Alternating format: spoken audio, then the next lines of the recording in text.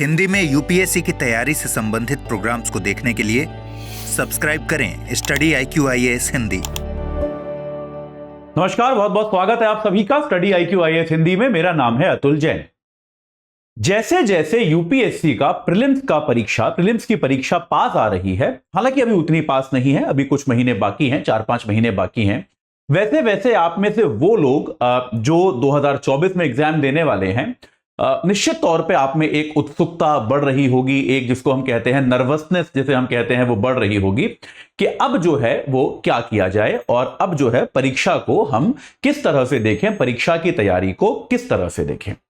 तो आज मैं आपको बताने वाला हूं कि अगर आप 2024 का एग्जाम देने वाले हैं तो अब से लेकर मई तक जब ये एग्जाम होने वाला है तब तक आपको क्या करना चाहिए, आपका जो है और क्या नहीं करना चाहिए, मतलब अगले 5 महीने आपकी तैयारी की यात्रा के किस तरह से गुजरने चाहिए अगर आप 2024 में निश्चित तौर पे ये एग्जाम देने वाले हैं। याद रखिए, मैं निश्चित तौर पे इसलिए कह रहा हूं क्योंकि बहुत सारे छात्र और छात्राएं जो होते हैं उनके दिमाग में एक ये संदेह हमेशा बना रहता है कि वो परीक्षा कब देंगे, वो इस साल देंगे या अगले साल देंगे या फिर उसके बाद देंगे, वो एक चर्चा उनके दिमाग में चलती रहती है। तो आज हम अगले 15 मिनट में इस बात की चर्चा करने की कोशिश करेंगे कि अगर आप जो है ये परीक्षा देने वाले हैं इस वर्ष तो आपको क्या क्या चीजें करनी चाहिए और क्या आपका जो लाइन ऑफ एक्शन है, आपका जो लाइन ऑफ अटैक है वो क्या होना चाहिए। तो सबसे पहली चीज यार देखो, फर्स्ट कम फर्स्ट, एकदम सबसे पहली चीज, मैं कम से कम व्यक्तिगत तौर पे जीवन में मैं बड़ा नॉन कंफ्यूज्ड आदमी हूं। मुझे ऐसा लगता है कि अगर आप जीवन में कंफ्यूज्ड हो किसी भी चीज को लेकर तो आपका जो सबसे पहला काम आपको करना चाहिए वो होता है डिसीजन मेकिंग, कि यार आप जो है, और ये आपका जीवन है, आप उसका निर्णय लें, उसमें आपको जो ठीक लगता है वो आप कर सकते हैं, जो आपको ठीक नहीं लगता वो आप नहीं कर सकते। तो सबसे पहला काम आप ये निर्धारित करें कि आप 2024 में अटेम्प्ट देंगे या नहीं। देखिए, ये बहुत आवश्यक है कि आप इसको निर्धारित करें और यह निर्धारण आप जितनी जल्दी कर लेंगे उतना बेहतर है। ठीक है, तो मैं आपको यह आज मैं टारगेट दे रहा हूं तारीखों के साथ कि अगर आप 31 दिसंबर यानी कि इस वर्ष का जो आखिरी दिन होगा 2023, उसके पहले पहले आप यह 100% निर्धारित कर लीजिए कि आप इस बार अटेम्प्ट देने वाले हैं या नहीं देने वाले। उसका तरीका मैं आपको बताता हूं कि उसका तरीका क्या है। अगर आपको लगता है, मैं आपको एकदम सच सच बता रहा हूं अभी आज ये, कि आप जो है जो टॉपिक आप पढ़ चुके हैं, जैसे मान लीजिए आप में से कुछ लोग होंगे वो पॉलिटी पढ़ चुके हैं या हिस्ट्री पढ़ चुके हैं या इकोनॉमिक्स पढ़ चुके हैं या एक से ज्यादा विषय पढ़ चुके हैं, जो विषय आप पढ़ चुके हैं, देखिए ऐसा मत कीजिएगा कि आपने सारा विषय पढ़ लिया है और कुल मिला के आप 10-15 सवाल कर पा रहे हो, तो नहीं। जो विषय आप पढ़ चुके हो, यानी कि जो आपका पढ़ा हुआ विषय है, उसमें से अगर आप PYQ का 40% भी सॉल्व कर पा रहे हो अभी इस समय, आज की तारीख में, जैसे मान लो आपने पॉलिटी पूरा पढ़ लिया है, पॉलिटी के 15 क्वेश्चन आए, आपने PYQ में देखे, उन 15 में से 6 सवाल आप कर पा रहे हो, 9 आपसे नहीं हो रहे, कोई बात नहीं। अगर आप 40% PYQ का आज कर पा रहे हो, या फिर इनफैक्ट मैं यहां तक कहूंगा 1/3 भी अगर आप कर पा रहे हो, तो मेरे विचार में आपको अटेम्प्ट देना चाहिए। ठीक है, क्योंकि याद रखिए यूपीएससी में एक तो आपका कट ऑफ 40, 45, 50% से ऊपर नहीं जाता, तो आप अगर 30, इनफैक्ट 40 भी मैं ज्यादा बोल रहा हूं, इसको 33% कर लीजिए। अगर जो, और ये आपके पढ़े हुए विषय की बात कर रहा हूं, तो आपके पढ़े हुए विषय में अगर आप 1/3 सवाल कर पा रहे हैं तो आपको अटेम्प्ट देना चाहिए। अगर आपके अच्छे से पढ़े हुए विषय में भी आप 1/3 सवाल नहीं कर पा रहे हैं तो मेरी सलाह यह है कि आप इस साल अटेम्प्ट ना दें। ये बहुत, इसमें कोई बुराई नहीं है, इसमें कोई हार वाली बात नहीं है। अक्सर बच्चे इसको बड़ा पराजय की तरह देखते हैं। यार ये एक समझदारी भरा निर्णय है कि आपकी तैयारी नहीं हुई है, और तैयारी नहीं हुई इसका मतलब यह नहीं है कि अब हम जो वही कर रहे थे वही फिर से करना शुरू कर देंगे। थोड़ा सोचिए कि तैयारी क्यों नहीं हुई। अगर आप 6-8 महीने, साल भर से तैयारी कर रहे हैं तो आपकी तैयारी इतने समय में क्यों इस स्तर तक नहीं पहुंची कि जो भी पढ़ा हुआ विषय है उसमें आप 33% तक भी नहीं ला पा रहे।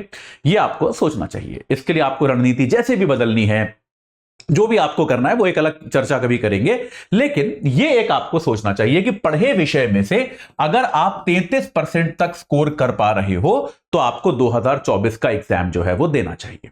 ठीक है, पहला तो आपका स्टेप ये हो गया, ये हो गया हमारा स्टेप 1, जिसको हम कहते हैं कि भैया सबसे पहले तो निर्धारित करो कि एग्जाम देना है कि नहीं।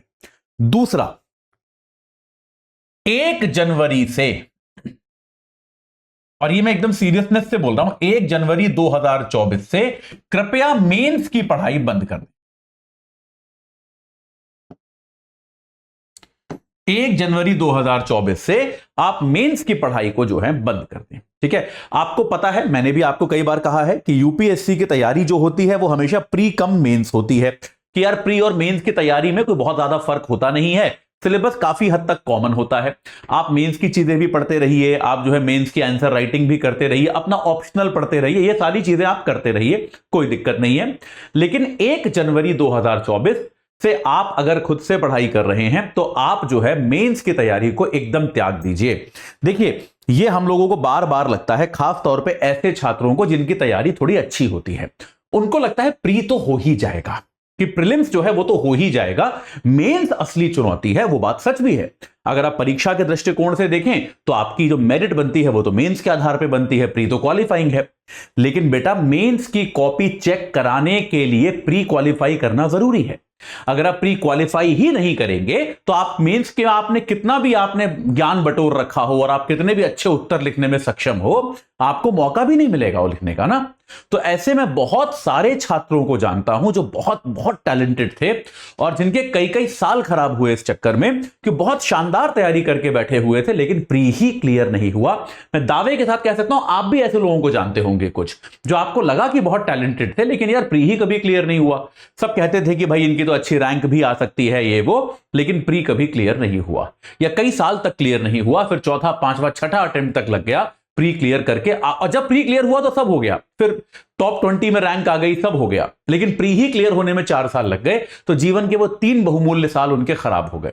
वरना पहली बार में उनका अगर सिलेक्शन हो जाता तो 100-200 रैंक तो आ ही जाती, लेकिन निश्चित तौर पे ऐसा नहीं हुआ। तो याद रखिए, 1 जनवरी 2024 से पूरी तरह से आप मेंस की जो किताबें हैं, जो आपके नोट्स हैं, उनको बांध दीजिए, ऊपर कहीं रख दीजिए कि यार अब इनको अगले 4 महीने नहीं देखना है, अब इनका जो भी करना है हमको प्रीलिम्स के बाद करना है।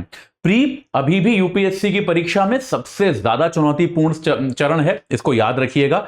उसको क्वालिफाई करना अब भी बहुत बड़ी चुनौती है और उसको बिल्कुल भी हल्के में मत लीजिए। ठीक है, दूसरी चीज ये है। तीसरी चीज जो है, अगर आप अब से 1 जनवरी से अगर आप फ्रेश तैयारी भी शुरू करना चाहते हैं कि चलो यार अब से मैंने सब हटा दिया, तो मैं ये चाहूंगा कि आप सबसे पहले आप कुछ मत कीजिए। आप पहले 2 दिन 3 दिन कुछ मत कीजिए, बस आप प्रीवियस ईयर क्वेश्चंस को लेकर बैठ जाइए, कुछ मत कीजिए। और प्रीवियस ईयर क्वेश्चंस पिछले 6-7 साल के, 7 साल मान लो, पिछले 7 वर्ष के पीवाईक्यूज आप लेकर बैठ जाइए। हर साल अगर मैं केवल जीएस की बात करूं तो 100 सवाल आते हैं, 700 सवाल हो गए, और आप एक एक सवाल को गहनता से पढ़िए। ठीक है, उसके साथ बेहतर होगा कि आप पीवाईक्यूज जब देख रहे हैं तो आप साथ में सिलेबस भी लेकर बैठें और ये देखें कि यार सिलेबस के कौन से भाग से, या आपके पास अगर चैप्टर लिस्ट है, जो आपने चैप्टर्स आपने पढ़े हैं, तो यार जैसे मान लो पॉलिटी में आपने सवाल देखा, मूल अधिकारों से जुड़ा हुआ सवाल है, तो ये समझें कि मूल अधिकारों से किस तरह का सवाल पूछा जा रहा है। और अगर आप इकोनॉमिक्स पढ़ रहे हैं तो मुद्रास्फीति के कॉन्सेप्ट से या राष्ट्रीय आय के कॉन्सेप्ट से या विदेशी व्यापार के कॉन्सेप्ट से किस तरह का सवाल पूछा जा रहा है, इसको समझने की कोशिश करें पढ़ने के पहले। याद रखिएगा, देखिए ये बहुत जरूरी है कि आप पढ़ने के पहले इस बात को समझ लें कि किस तरह का सवाल पूछा जा रहा है, ताकि पढ़ते हुए आप उस पर एम्फेसाइज कर पाएं, उस पर ज्यादा ध्यान दे पाएं। इस बात को समझना बहुत आवश्यक है। अक्सर बच्चे कॉन्सेप्ट समझ जाते हैं लेकिन जो सवाल आते हैं, और देखिए ये कहा जाता है कि यूपीएससी कभी सवाल रिपीट नहीं करता, चेंज करता रहता है, बिल्कुल गलत है।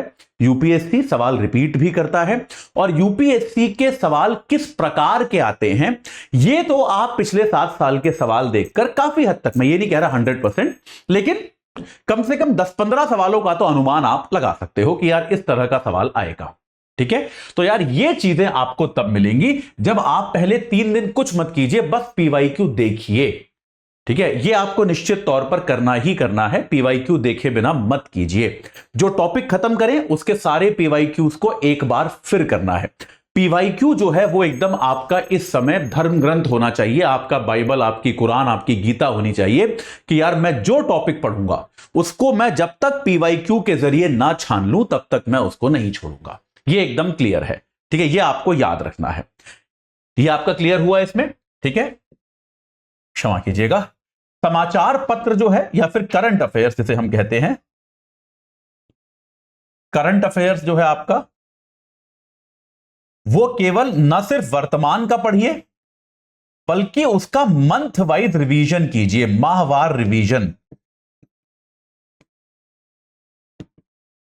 जैसे फॉर एग्जाम्पल 1 से 15 जनवरी तक आप आज का तो अखबार पढ़ ही रहे हैं, न्यूज़पेपर पढ़ ही रहे हैं, मेरे प्रोग्राम से देखें या जहां से भी देखें, साथ के साथ 1 से 15 जनवरी तक आप ये सोचे तकरीबन 1 साल पहले का, मान लीजिए अप्रैल 2023 से आपको करंट अफेयर्स देखना है तो आप ये कर लीजिए, इसकी टाइमलाइन बना लीजिए कि भाई 1 से 15 जनवरी तक मैं अप्रैल महीना समाप्त कर दूंगा, या 1 से 10 तारीख तक, ऐसे करके वितरण करते जाएं और इनका रिवीजन का पैटर्न बनाते जाएं। वो गलती मत कीजिएगा जो बहुत सारे एस्पिरेंट्स करते हैं कि साल के अंत में एकदम प्रीलिम्स के 2-4 दिन पहले वो कुछ कोचिंग संस्थानों की मोटी मोटी किताबें आती हैं और ये मत सोच के बैठिएगा कि मैं करंट अफेयर्स का तो सारा रिवीजन वहीं से कर लूंगा। ये गलती मत कीजिएगा, वो किताब एकदम अनमैनेजेबल हो जाती है, बहुत स्ट्रेस देती है, बहुत तनाव देती है, तो उससे बचें, मतलब उसको अवॉइड करें और कोशिश आप ये करें कि आप जो है पूरी तरह से अपने मंथली रिवीजन का एक प्रैक्टिस जो है आपका, कि हर महीने आप रिवीजन कर रहे हैं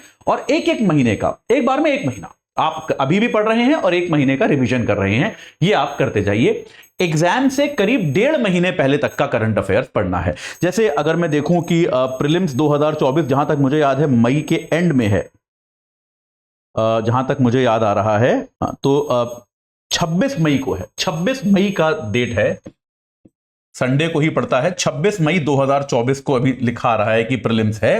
तो आप ये मान के चलिए कि 10 अप्रैल 2024 के बाद आप अब करंट अफेयर्स मत पढ़िएगा, वो आपके नहीं आएंगे। 1-1.5 महीना पहले जो है पेपर सेट हो जाता है, तो 10 अप्रैल 2024 तक ही आपको पेपर पढ़ना है, उसके बाद आपको नहीं पढ़ना, ठीक है, ये आप कर सकते हैं।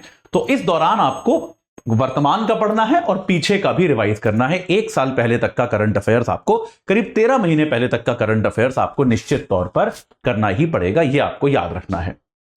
प्रीलिम्स में कुछ भी छोड़े नहीं, मैं नंबर भूल गया, मैं कौन से नंबर का पॉइंट हो गया हमारा, 5 नंबर, कुछ भी छोड़ना नहीं है। याद रखिए ये आपके कॉलेज का एग्जाम नहीं है जहां पे आपने 3 टॉपिक 4 टॉपिक छोड़ दिए, कि ये कॉलेज में होता था ना कि यार ये 4 चैप्टर छोड़ दिए कोई फर्क नहीं पड़ता बाकी कर लिए, यहां पे ऐसा नहीं होगा, कुछ भी आपको छोड़ना नहीं है, आपको हर विषय करना है। कुछ विषय आपके बहुत अच्छे होंगे, कुछ विषय आपके बहुत खराब होंगे, ये बात सही है कि यार ये हर किसी का होता है कि यार मेरी इकोनॉमिक्स बहुत अच्छी है लेकिन हिस्ट्री मेरी जरा वीक है, लेकिन तब भी हिस्ट्री में जो आपका बहुत अच्छा है आपको इसमें करना क्या है, जो सब्जेक्ट आपके बहुत बढ़िया हैं, जो सब्जेक्ट आपके बहुत अच्छे हैं, जैसे मान लीजिए आपका पॉलिटी बहुत अच्छा है तो आप प्रयास ये करें बहुत अच्छे वालों में आप 80 से 100% तक स्कोर करें कि पॉलिटी मेरी बहुत अच्छी है तो 15 में से कम 12 तो सही होने ही चाहिए।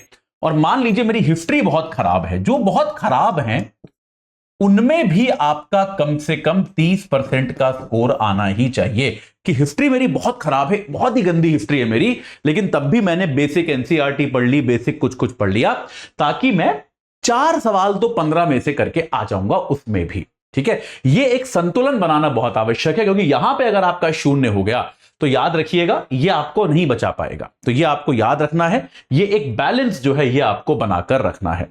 टेस्ट जितने हो सकते हैं उतने दीजिए। टेस्ट जो है बहुत बहुत इंपॉर्टेंट है।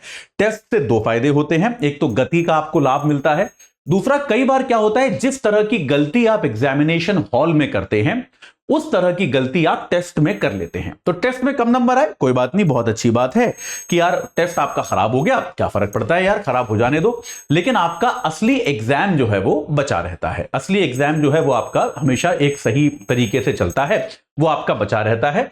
टेस्ट सीरीज में आग्रह करूंगा कि आप किसी भी संस्थान की, हमारी कर सकते हैं, किसी और संस्थान की कर सकते हैं, किसी भी संस्थान की टेस्ट सीरीज आप ज्वाइन कर लीजिए, लेकिन टेस्ट सीरीज आपको जरूर ज्वाइन करनी चाहिए, टेस्ट सीरीज को मत छोड़िए।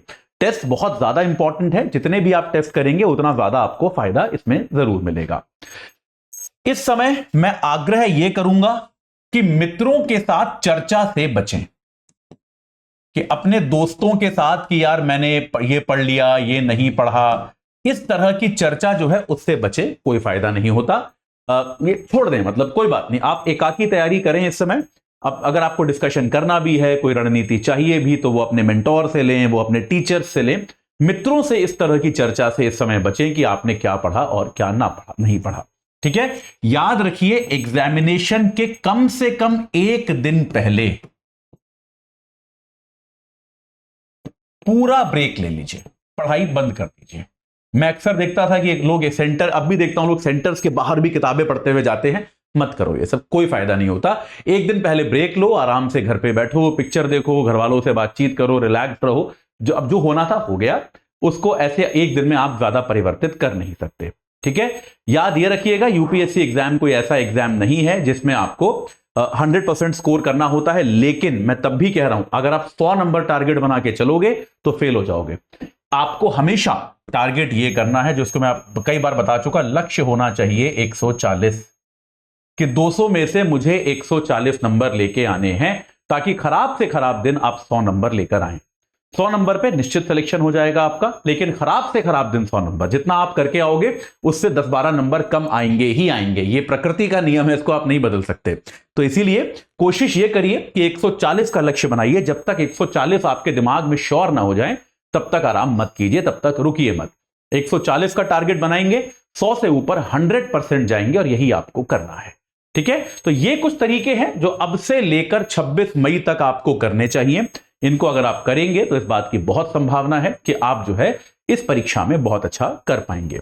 अगर आपका सिलेबस जो है वो कुछ हद तक हो चुका है, लेकिन आपको ऐसी अभी फीलिंग नहीं आ रही कि यार बहुत अच्छे से हुआ है, या आपको ऐसा लग रहा है कि यार अभी कुछ एक बार रिवीजन हो जाए अच्छे से, पूरा सब अच्छी इंपॉर्टेंट चीजें एक बार पढ़ा दी जाए, ऐसा कुछ किया जाए, तो फिर आप हमारे SIP प्लस बैच से जुड़ सकते हैं। SIP प्लस बैच जो है ये 28 तारीख से शुरू हो रहा है, 28 दिसंबर 2023 से शुरू हो रहा है। और इसमें क्या होगा, याद रखिएगा, अगर आप एकदम ही बिगिनर है, आपने कुछ नहीं पढ़ा, तो बैच आपके लिए नहीं है।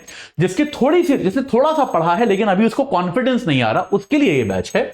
तो भाई AJ लाइव कोड लगा के आप 7499 में जुड़िए। एक बार 23 दिसंबर 2023 से शुरू है, दोपहर 12 बजे इसमें क्लास होती है। ठीक है, इसमें होगा क्या, एक बार आपका पूरा सिलेबस आपको करा दिया जाएगा और साथ में आपको टेस्ट सीरीज मिलेगी। तो ये सारी सुविधाएं आपको मिलेंगी। तो केवल 7500 रुपए में आपके प्रीलिम्स की सिलेक्शन की जो संभावना है वो इसमें कहीं ज्यादा बढ़ सकती है। ठीक है, तो अगर आप जुड़ना चाहते हैं तो अभी समय है। AJ लाइव कोड लगा के 7499 रुपए में आप हमारी वेबसाइट या ऐप पर आज ही इससे जुड़ सकते हैं। इस सत्र से जुड़ने के लिए आप सभी का बहुत बहुत धन्यवाद। हिंदी में यूपीएससी की तैयारी से संबंधित प्रोग्राम्स को देखने के लिए सब्सक्राइब करें स्टडी IQ IAS हिंदी।